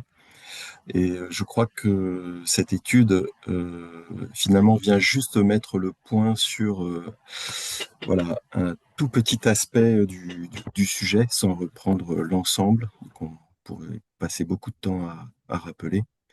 euh, sur voilà, cette nécessité finalement de venir avec humilité, euh, savoir observer les apprentissages qui se font dans l'informel, ancrés sur les savoirs paysans et comment est-ce qu'on va réussir avec un dispositif de coordination à améliorer l'hybridation des savoirs, puisque de toute façon, 90% des paysans aujourd'hui, dans le contexte d'Afrique subsaharienne, apprennent de cette manière-là, qu'on le veuille ou non.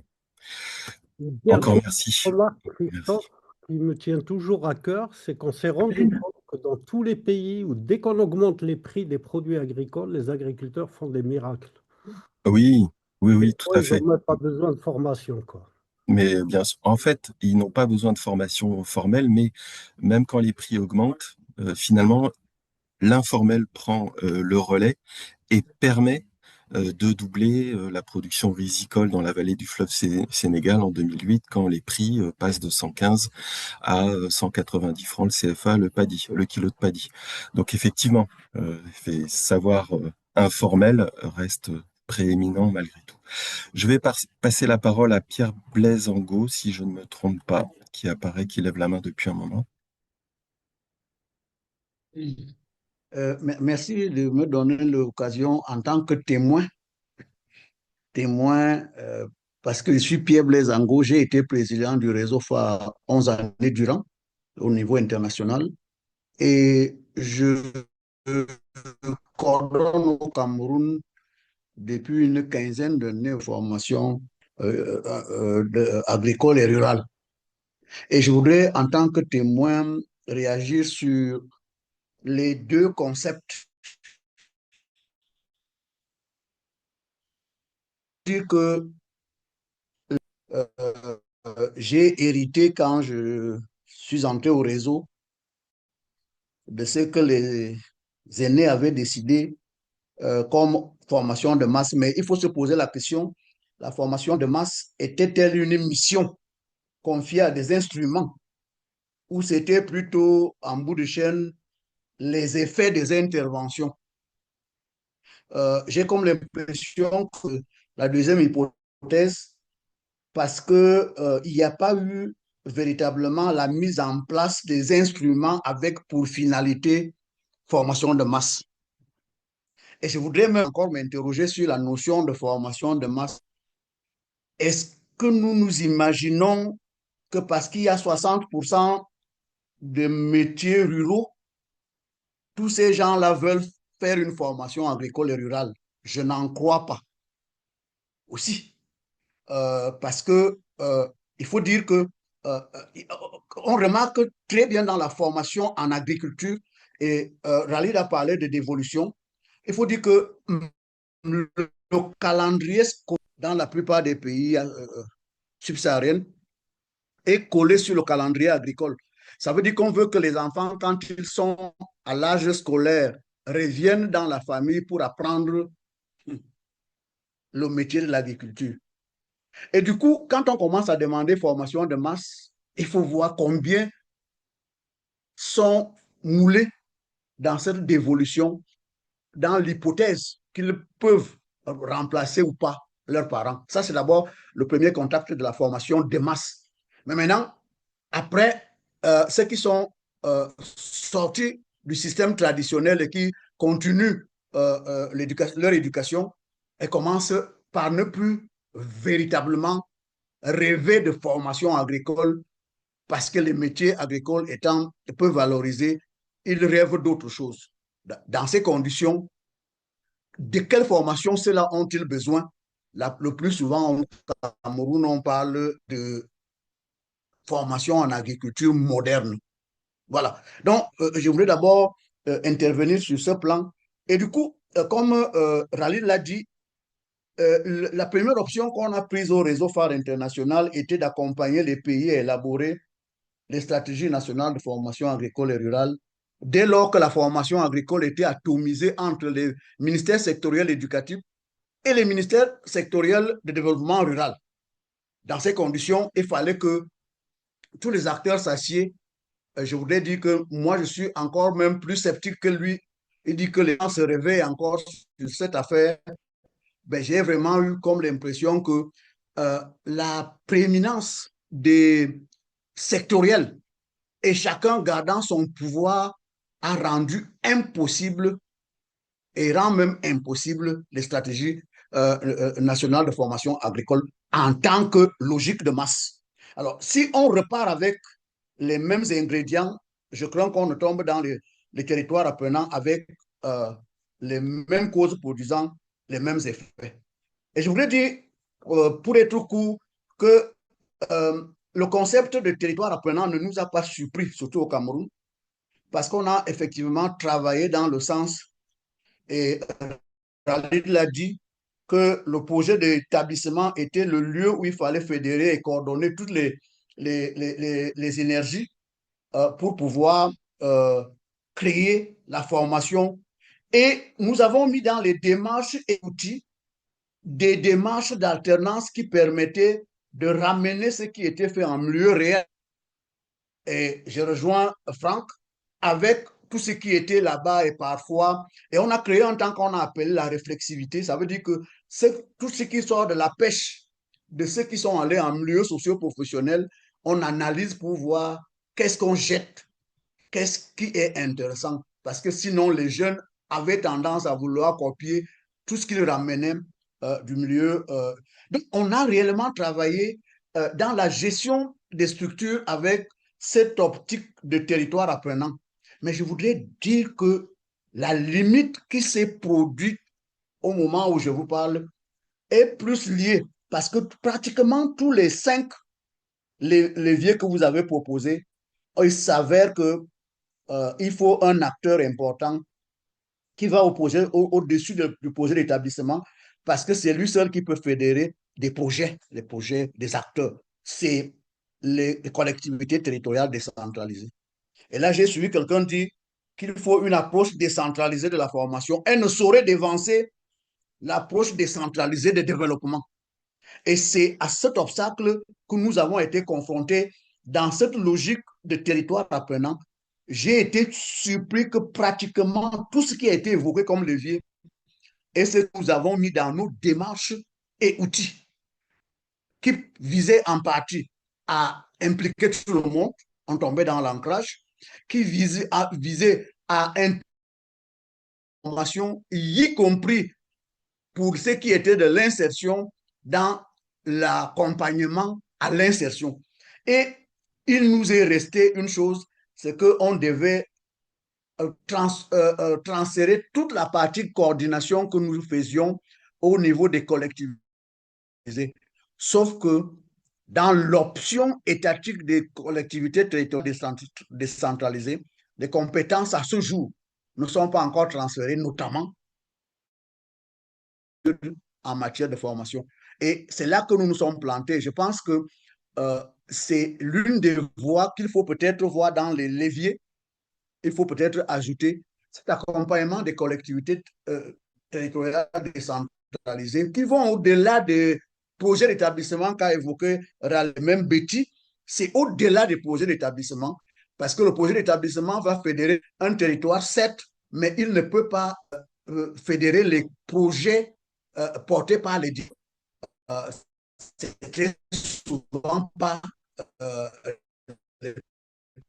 ils ne viennent pas au projet décentralisé dans l'orientation du développement qui pourrait le faire, mais à condition que cette option ne tombe pas aussi comme les SNFA à l'ambiguïté des sectoriels qui ne laissent vraiment pas et qui ne tourisent même pas encore aujourd'hui les collectivités à jouer certains rôles qu'ils appellent compétences transférées. Je vous remercie.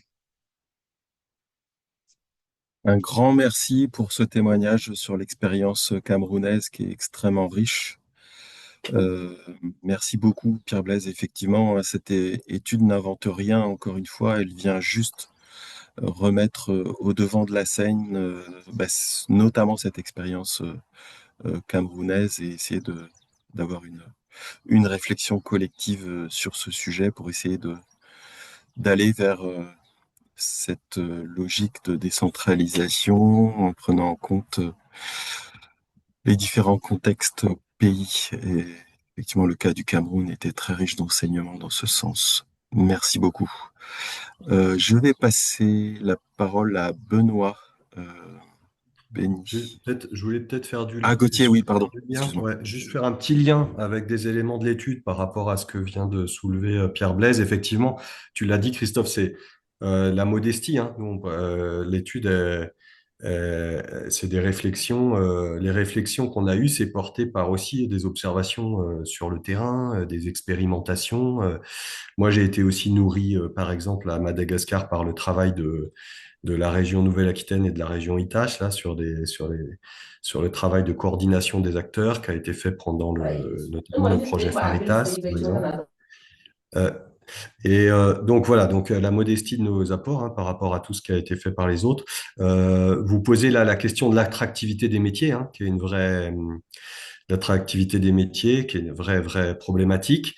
Ce qu'on a observé, ce qu'on a relevé dans l'étude, c'est que il y a pas mal de situations dans lesquelles la production agricole, elle peut rester comme une base une genre de sécurité, une base de sécurité dans la construction, dans l'imagination d'un système d'activité. Et en fait, je pense que sur l'attractivité des métiers, il y a des jeunes et moins jeunes qui apportent des réponses aussi à la baisse de l'attractivité, qui se projettent dans autre chose. Et du coup, l'enjeu de bien regarder les systèmes d'activité et bien se remettre à l'écoute, c'est ça qui va permettre aussi d'alimenter la réflexion comment dire, des formations en fait qui sont calibrées, qui correspondent à voilà. Et donc ça renforce, je pense que ce que vous soulevez sur l'attractivité, ça renforce vraiment le besoin d'observer les systèmes d'activité et le besoin d'être connecté en permanence à former à ce que va être l'agriculture de demain, un élément peut-être de système ou avec des conditions, etc., qui sont différentes de celles des parents et des grands-parents. Et donc, bien rester au contact de ça. Ensuite, effectivement, projet d'établissement, outil majeur de territorialisation de la formation. Ce qu'on peut constater aussi sur les territoires, c'est que il y a un enjeu fort. Et c'est vrai que nous, cette étude-là, à un moment, il faut s'arrêter, il faut faire un rapport, mais en fait, on a l'esprit qui continue à réfléchir et à travailler. Et je pense qu'un des points qui sera à développer, c'est sur vraiment l'enjeu de la formation. Il y a un vrai changement du métier quand on envisage, enfin, je veux dire, si on intègre complètement tous les leviers que recèle un projet d'établissement et qui sont très concordants effectivement à tout ce aux leviers enfin, à certaines choses qu'on a dit ici, en fait, ça suppose presque un changement un peu identitaire dans les équipes de formateurs, de directeurs de centres de formation. C'est-à-dire que se voir vraiment ce que disait Betty Van Fleur, là, le rôle de coordination des acteurs du territoire que doit absolument porter un centre de formation agricole, c'est pas forcément quelque chose qui est pour l'instant acquis partout. Et pourtant, c'est vraiment un enjeu qui est majeur. Et de plus forcément chercher à être un acteur qui fait, mais en tout cas, à être beaucoup plus dans cette posture d'animation, de valorisation de ressources d'un territoire, etc. Et ça, c'est presque un changement identitaire pour un formateur. Parce qu'il y a quand même beaucoup de formateurs qui aiment transmettre directement de la connaissance ou du savoir. Et il faut qu'ils trouvent à être valorisés, il faut qu'ils trouvent une autre façon de faire leur métier et que cette mise en relation, ce fait de faire réfléchir, il faut aussi qu'ils trouvent aussi leur compte là-dedans. Et donc, je pense que c'est un enjeu vraiment fort pour pouvoir un peu comment intégrer au maximum les enseignements de cette étude et de celles qui viendront après. Il y a vraiment un enjeu, comment on forme, comment on accompagne, comment on amène des compétences en fait au plus proche sur les territoires et comment est-ce qu'on accompagne la mutation de certains métiers quoi. Voilà. C'est tout, je m'arrête là. Merci beaucoup, Gauthier, ce complément. Voilà, donc je passe la parole à Benoît Béni. Ensuite, il y a quatre autres intervenants et je crois qu'on arrivera à l'heure de clôture du webinaire. Bonjour à tous. Oui, bonjour Benoît, on vous écoute. Oui, D'accord. Je suis Benoît Godonou, directeur de la société Luminaire Salle. Je suis au Togo, dans un milieu rural. Euh, Par nos travaux, nous avons actuellement 50 coopératives. Nous avons un petit souci. La GIZ avait organisé un concours. Aujourd'hui, nous avons une chambre froide solaire euh, pour conserver et éviter les pertes pour sous récolte. Je suis tellement ravi. C'est ma toute première fois d'avoir contact avec Phare. J'ai une fois écouté et par la curiosité, je voudrais vraiment suivre ce webinaire pour écouter la formation massive. Aujourd'hui, avec un travail fait euh, au niveau de GIZ, il nous est recommandé d'écrire un business plan pour chaque coopérative. C'est vrai que la coopérative évolue de façon informelle et on veut maintenant les formaliser en écrivant un service d'affaires. Bon, ma question de savoir, avec cet objectif et cette vision, comment nous pouvons, avec mes coopératives, les 50 coopératives, rentrer en partenariat avec FA et bénéficier de ces formations, c'est vrai, des formations massives. Ces coopératives, on veut les regrouper dans l'idée de faire des achats groupés et des ventes groupées parce que nous avons déjà des marchés et que mon unité est une unité de transformation également de ces produits que ces coopératives font chaque année. Moi, ma question est de savoir comment et quels sont les processus, comment nous pouvons rentrer en partenariat avec FAR. J'ai appris qu'il y a un monsieur ici, si je peux aussi avoir son contact ici au Togo, et élaborer un plan d'action pour pouvoir suivre ces formations au niveau de FAR. Je vous remercie. Merci beaucoup, Benoît. Écoutez, pour aller vite dans la réponse, effectivement, bon, on est un peu en marge un peu du thème de ce webinaire, mais nous sommes très heureux que ça vous ait donné l'occasion de vous rapprocher du réseau phare. Alors, il y a Véronique Dansou qui est intervenue tout à l'heure. Je vais vous proposer d'échanger avec elle dans le chat privé donc du webinaire là, pour échanger vos coordonnées, puisqu'elle pourra vous indiquer comment travailler avec le réseau phare au Togo. Voilà. Je vous remercie. Merci beaucoup. Je viens d'écrire mon email. On peut Excellent. échanger sur ça. Très bien. Très, très bien. Merci beaucoup et bon courage à vous pour la suite. Merci beaucoup. Merci. Ensuite, je passe la parole à Méin Silué.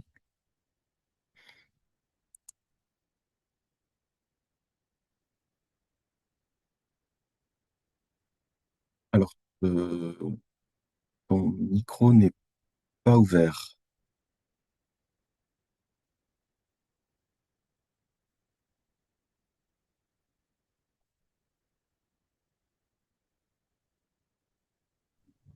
Ok, on m'entend? Oui, très bien, merci. Voilà. Bonjour tout le monde, je suis Siloué Main du réseau phare Côte d'Ivoire, réseau phare C. Je suis membre du réseau international, un représentant pays au niveau du réseau phare international. Et je suis le secrétaire du réseau phare Côte d'Ivoire. Pas le secrétaire exécutif, le secrétaire du réseau phare Côte d'Ivoire. Alors, je voudrais remercier pratiquement les experts qui ont fait l'étude et dire que j'ai pas eu le temps de suivre la présentation parce que j'étais encore dans les embouteillages. Mais je voudrais intervenir surtout par rapport à l'expérience quand même de la Côte d'Ivoire et m'interroger peut-être que sur la notion de formation de masse. J'ai l'impression qu'effectivement, la conception ou la définition que chacun donne de la formation de masse est un peu différente en termes de levier pour atteindre les objectifs. Alors, je dis ça parce qu'au niveau de la Côte d'Ivoire, effectivement, on s'est rendu compte, l'État s'est rendu compte qu'effectivement, la grande masse des populations n'avait pas accès à la formation. Et c'est de là qu'est née l'idée de la formation de masse. Avec les centres de métiers ruraux que certains doivent connaître, qui ont évolué, qui sont devenus maintenant Programme national de formation aux métiers ruraux. Alors, l'objectif visé, c'était plutôt de trouver un mécanisme, des dispositifs qui permettent à la grande masse des populations d'avoir accès à la formation. C'est-à-dire comment faire pour former plus de personnes en milieu rural. C'est ça qu'en fait qu'on appelle la formation de masse. Donc, toutes les études qui se sont passées, c'est pour trouver des dispositifs d'ingénierie qui permettent de faire cette formation de masse. Donc, en termes de formation de masse, quand on parle de formation de masse en Côte d'Ivoire, c'est cet aspect effectivement qui est beaucoup recherché. Alors, maintenant, par rapport à ce qui a été développé, au niveau des leviers pour que cette formation de masse puisse prendre, parce qu'au niveau de la Côte d'Ivoire, effectivement, on a essayé. Et quand on allait arriver à un certain moment, les populations vous disent, mais attendez, la formation ne suffit pas, vous nous formez. Et effectivement, il n'y a plus rien après la formation. Donc, il y a eu un désintéressement. C'est pour dire, il y a eu un désintéressement à la formation parce qu'en fait, on ne voyait pas où ça aboutissait. Et ça a interpellé l'État. On a associé la formation à l'insertion. Et je vous dis, depuis on a associé la formation de masse à l'insertion, effectivement, ça donne un boom et il y a beaucoup de populations qui s'y intéressent, jusqu'à même on est débordé. Donc, c'est pour dire qu'effectivement, c'est vrai, il faut prendre des dispositifs, il faut avoir les concepts, mais si l'association de ces concepts-là n'est pas associée à l'intérêt des populations, on ne va pas y arriver. On ne va pas y arriver. Et je dois dire qu'actuellement, nous sommes sur une expérience dans un département qui est financé par l'AFD, qui est le projet phare Botro, et qui met en place un établissement d'enseignement agricole qui s'occupe effectivement des jeunes qui ont dû abandonner l'école pour d'autres raisons et qui les forment. Mais la grande masse des populations dans le même département qui n'est pas pris en compte, on a associé la formation informelle que nous dispensons, de sorte que toute la jeunesse du département soit prise en compte. Nous sommes en début de projet. On ne peut pas tirer de conclusions jusqu'à présent, mais je dois dire que la motivation des populations par rapport au fait que tout le monde soit intéressé, c'est-à-dire qu'il n'y a pas une jeunesse qui soit mise de côté, est très intéressant et ça intéresse beaucoup plus de personnes. Donc, c'est cette petite expérience que je voulais partager avec vous sans être trop long. Je pense qu'on aura d'autres occasions où on aura des résultats qu'on va partager ensemble. Merci beaucoup. Merci beaucoup, Méin, pour cette intervention extrêmement intéressante, qui me fait dire que effectivement il y a des commentaires dans ce sens d'ailleurs dans le chat. Oui, mais quid du Sénégal, quid du Burundi, etc. Il y a des expériences pays qui méritent effectivement d'être documentées pour continuer à partager des expériences singulières dans chacun des pays. Et on espère que un certain nombre d'interventions de différents bailleurs permettront effectivement de concrètement continuer ce travail de documentation sur des façons de faire, mais il n'y en a pas qu'une, pour traiter de ces enjeux. Et je note dans votre intervention l'importance effectivement de la question de l'attractivité qui était aussi soulignée par Pierre Blaise Angot. Merci beaucoup. Je vais passer la parole à Anne Panel. Oui, merci Christophe, merci à tous. D'abord, je voulais remercier l'Institut Agro et puis l'AFD pour ce travail. Moi, il me semble nous y avoir associés, donc je dirige l'Agréagence FERT, un des partenaires. Je salue le décloisonnement déjà au niveau AFD parce que c'est assez rare d'avoir 3 divisions sectorielles qui coopèrent avec d'autres acteurs pendant plus d'1 an. Et je crois que c'est ce travail hyper collaboratif et très bien coordonné pour le coup qui a permis la qualité.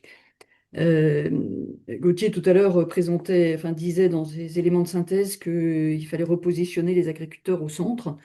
Et c'est effectivement très important, mais pour autant dans la présentation et dans le débat qu'on a là depuis une petite heure, Je trouve qu'on les a un peu perdus de vue, et notamment, on ne parle pas des organisations de producteurs. Si Fadel était avec nous, mais il est à l'hôpital avec un palu, il aurait sans doute dit, hein, l'étude de cas à Madagascar a été très centrée et pilotée par des organisations de producteurs. Et au niveau des territoires, pensons qu'il y a des organisations de producteurs, locales, régionales, nationales, et que ces organisations de producteurs, elles vont de la formation jusqu'au conseil par tout un réseau d'acteurs qu'elles intègrent, qui sont les jeunes agriculteurs formés, qui sont les producteurs relais, paysans relais, on les appelle comme on veut, qui sont les conseillers agricoles, etc. Et donc, c'est vraiment ce maillage, et c'est ce que disait Tanguy Vincent tout à l'heure, hein, ce maillage depuis la formation, sous toutes ses formes, y compris la formation des responsables d'ailleurs, hein, des leaders, et le conseil sous toutes ses formes qui permet le développement agricole et qui permettra les transitions agroécologiques qu'on appelle, je crois, tous de nos voeux. Voilà, donc ça fait le lien aussi peut-être avec un travail qui a été fait par l'AFD, par Arb pour le coup, avec un ensemble d'acteurs sur le positionnement de l'AFD vis-à-vis des OP, hein, des organisations de producteurs, avec une note de positionnement qui est sortie et qui reprend quelques éléments à ce sujet. Merci. Merci beaucoup, Anne. Anne a continuellement, dans notre groupe de travail, cherché à nous rappeler à l'ordre sur cette question du rôle des OP. Et c'est vrai que quand nos esprits dérapent dans tous les sens, Anne est là pour nous ramener sur le droit chemin. Merci beaucoup, en tout cas, pour la richesse des interventions de Fert dans l'exercice conduit à travers cette étude. Betty, je crois que tu auras le mot de la fin, ce qui n'est pas pour me déplaire. Merci Christophe. Mon intervention ne visait pas à être un mot de la fin, mais bon, elle peut alimenter un mot de la fin. Plusieurs d'entre vous ont relevé la question voilà, d'autres études ailleurs dans d'autres contextes. Ce que je voudrais juste apporter comme éclairage, c'est que la réalisation de cette étude, en fait, nous a permis de faire un travail que Gauthier a présenté dans son introduction autour de comment est-ce qu'on aborde en fait une question de ce type pour pouvoir observer, apporter, alors pas forcément des choses nouvelles, mais en tout cas des choses au plus près des réalités, hein, de terrain. Et donc ça a abouti à l'élaboration d'une méthodo, hein, donc une méthodologie pour observer différents terrains autour de ces questions. Et cette méthodologie, eh bien, elle est tout à fait disponible pour pouvoir être appliquée dans différents contextes, différents environnements. Et je pense que dans le collectif du consortium, nous sommes tout à fait intéressés à pouvoir la mobiliser dans d'autres environnements, au service d'autres acteurs, et bien évidemment la faire évoluer, hein. Une méthode, ça n'est pas quelque chose de définitif, il faut la faire évoluer. Mais donc, dans cette étude, il y a eu aussi production de ce niveau méthodologique alors qui apparaît dans les trois études et qui apparaît dans le rapport final, mais qui est aussi un livrable en tant que tel et qui peut être utilisé par différents acteurs. Un autre des points que je voulais souligner, en fait, en termes alors ça n'est pas du tout une conclusion, mais c'est vraiment une question que je me pose, c'est que on voit là que, bon, il y a en tout cas dans le collectif que nous formons ici autour de cette conférence, un accord pour dire que les territoires, c'est vraiment très, très important. Les acteurs des territoires, c'est très, très important et il faut aller dans le sens d'actions de développement qui prennent le mieux possible, le plus possible en compte ces territoires. Et puis en même temps, ce qu'on observe quand même au niveau toujours des réalités, c'est que la majeure partie des interventions aujourd'hui de politique publique, les interventions très, très opérationnelles dans les projets de développement, la réflexion des banquiers, la réflexion des bailleurs de fonds, Eh bien, ces réflexions-là, elles sont très organisées autour d'un thème assez orthogonal, le thème de la filière. Donc, il y a aussi un enjeu autour de comment arriver à faire évoluer les différents parties prenants de cette réflexion pour, à la fois du côté des études, mieux intégrer cette dimension d'articulation avec les filières, ce qu'on a essayé de faire dans les études, mais aussi du côté des acteurs, des praticiens, sur comment mieux prendre en compte, y compris dans ces approches filières qui continuent à formater en fait les interventions, comment mieux prendre en compte ces dimensions de territoire avec les acteurs de ces territoires. Donc en matière de conclusion, Christophe, c'est plus des éléments de perspective en fait que je voulais apporter à la discussion et qui me semble être un axe particulièrement important et structurant autour voilà, pour les études futures. Merci beaucoup, Betty. Je vais du coup donner la parole à l'un des trois étudiants qui a nourri cette étude. Fadel, tu veux intervenir. On sait que tu n'es pas au mieux de ta forme. Euh, Écoute, avec plaisir, on va te laisser parler pour nous dire ce que tu as à dire, mais surtout éventuellement témoigner aussi de ton expérience à travers cette étude. Et là, je crois que vraiment, on conclura après ça.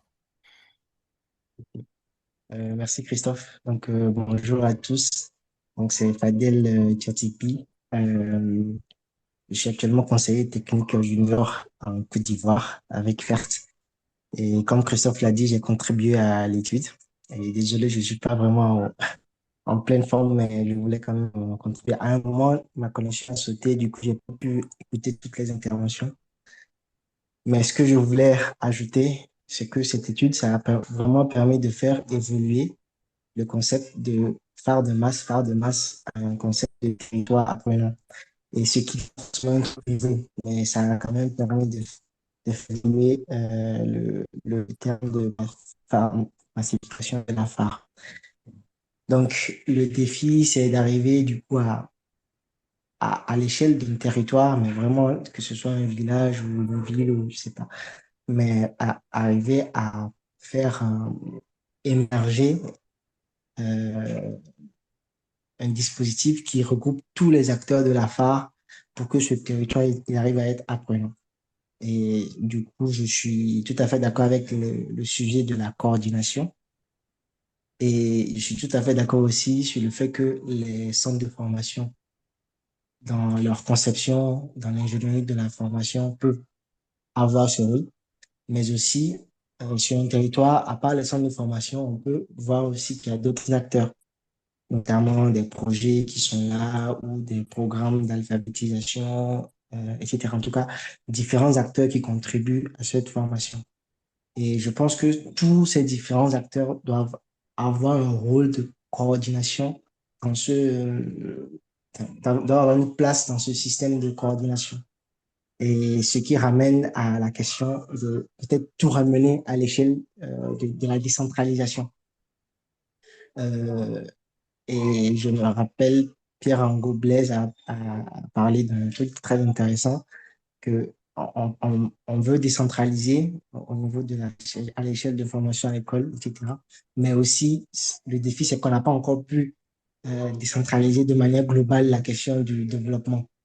Donc, le grand défi aussi, c'est d'arriver à faire évoluer euh, les, la question de la territorialisation, mais sur le développement de manière globale. Et peut-être que ça peut permettre de débloquer un peu le sujet de la décentralisation en matière de formation agricole et rurale. Voilà, c'est ce que je voulais ajouter. Je sais pas si ça rajoute un plus ou pas. Merci. Écoute, ça rajoute un plus, c'est la parole d'un des étudiants qui a été mobilisé dans cette étude et qui a permis de susciter ces débats qu'on a essayé de, de ramener dans le cadre de ce webinaire, qui est un format intéressant mais certainement frustrant. Euh, Bon, moi, ce que j'ai envie de dire, bah, c'est de remercier tout le monde, hein, tous ceux qui ont participé. On a été en moyenne une centaine à échanger ce matin sur une question qui est éminemment complexe. Et on voit que tout le monde, finalement, euh, bah, ramène cette réflexion-là à son propre cas.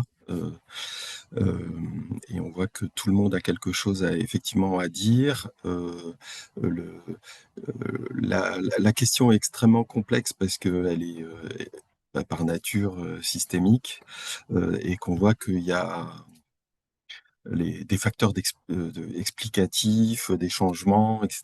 Tout à l'heure, on parlait des prix, on a parlé de la décentralisation, on a parlé du conseil, de la formation, de la recherche. On voit que tout est complètement imbriqué. Cette étude n'avait pas vocation à jouer, à être une tentative de ensemblier de l'ensemble de ces réflexions, mais je pense que si on peut retenir de ce webinaire que chacun, dans son rôle lié à ce qu'on peut mettre dans le vocable formation agricole et rurale, à redonner de l'importance au savoir paysan, en mettant les paysans et leurs organisations au centre, euh, pour faire avancer la réflexion et la porter à l'échelle, effectivement, des territoires, dans les contextes spécifiques des différents pays. Et je pense que déjà, cela euh, nous permettrait d'avancer. Donc, pour la suite, bon, bah, ça dépend à peu près de chacun de nous. Il y a une étude qui est en cours avec notre avec l'Institut Agro, le CIRAD et l'Université du Sine Saloum au Sénégal, qui va documenter 2 cas en région de Kaolack et Fatick.